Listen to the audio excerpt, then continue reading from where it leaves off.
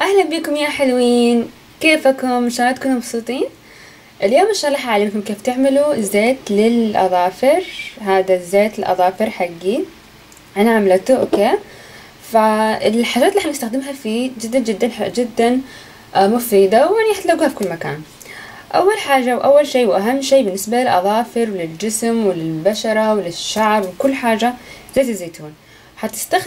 حتحطي يعني زيت زيتون تقريبا نص الكمية حتكون زيت زيتون، والنص الباقية حتكون عبارة عن الزيوت اللي حوريكم هي دحين، وحتلاقوها في العطار او في السوبر ماركت الكبيرة مثلا زي بندا او اسواق المزرعة التميمي والحاجات هذه. هنستخدم زيت اللوز المر. زيت اللوز المر هو عبارة عن زيت يفتح البشرة ويعطيها نضارة، وفي نفس الوقت يعطيها ترطيب مرة حلو، وريحته كمان مرة حلوة. هنستخدم زيت اللوز الحلو. فوائد زيت اللوز الحلو بالنسبة للأظافر هو حيطولها، يعني حيزيد نسبتها ان هي تطول، وفي نفس الوقت طبعا ترطيب. احنا لازم ترطيب بالنسبة للأظافر. هنستخدم زيت كبد الحوت. وزيت كبد الحوت مهم لأنه فوائد زيت كبد الحوت يعني لا تعد من كتر ما هي كثيرة. فحقول لكم بس الأشياء اللي هي مفيدة للأظافر. أول حاجة تمنعها من التشقق والتكسر وتقويها. أوكي، هنستخدم زيت الخروع. زيت الخروع يقوي الأظافر في نفس الوقت يزيد نسبتها إن هي تطول أكتر وأكتر. اوكي، كمان حتحتاجوا زيت فيتامين اي. انا حاليا مش متوفر عندي زيت فيتامين اي. زيت فيتامين اي انتوا حتلاقوه في الصيدليات. تقولي له ابغى حبوب زيت فيتامين اي، يصير تاخذي الحبة هي زي الكبسولة الصغيرة، بس تقصيها من فوق وتصيريها يعني تستخدمي واحدة او اثنين على حسب اللي تفضلي. اذا كانت علبة زي كده حتستخدمي واحدة بس. اوكي، زي ما قلت لكم حنحط نص بس من زيت الزيتون، وحتستخدمي ربع ملعقة صغيرة بالنسبة لكل زيت موجود عندك. ربع ملعقة صغيرة، وحترجيه كده ويصير عندك جاهز للاستخدام. فين حطيه في اي علبة انت تشوفيها مناسبة، يعني اي شيء يعني.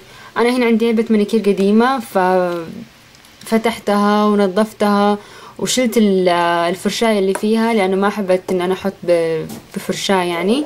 وعشان استخدم الزيت يعني اخذ عواد اذان واحطه في المكان،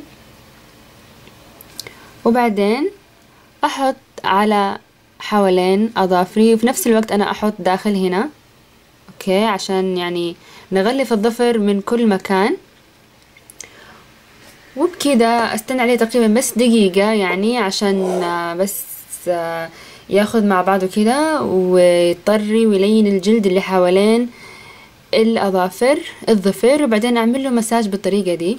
طبعا تحطي زيت اظافر، انا يعني انصحكم تحطوا زيت اظافر للاظافر، وكمان زيت اظافر يوميا، دائما ويوميا، يعني من مرتين الى 3 مرات، مرة الصباح ومرة في نص اليوم ومرة في الليل، عشان اول حاجة تمنع من ظهور الجلد الميت. ثاني شيء تقوي اظافرك وتمنعيها من التقشر وتقويها.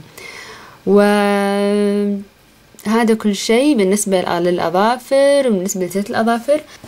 أتمنى أن أنتم تكونوا استفدتوا وانبسطتوا في الفيديو ده. ان شاء الله لما تعملوا زيت الاظافر قولوا لي كل واحده ان هي عملته وايش ردة فعل اظافرها عليه. يعني هل اظافرها انبسطوا على الزيت، حسيتوا بتغير، حسيت بحاجه كويسه حصلت في اظافرها؟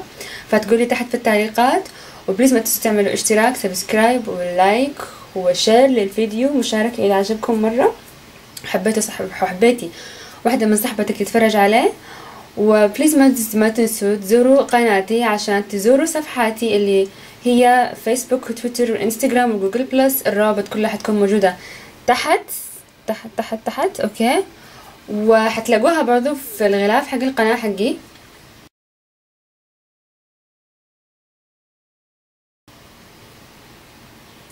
وبليز ما تنسوا تحضروني كل يوم ثلاثاء لفيديو تعليمي، وكل يوم اربعاء لفيديو ترفيهي. انا ميفا، شكرا للمشاهدة، سايونارا. اتمنى ان انتم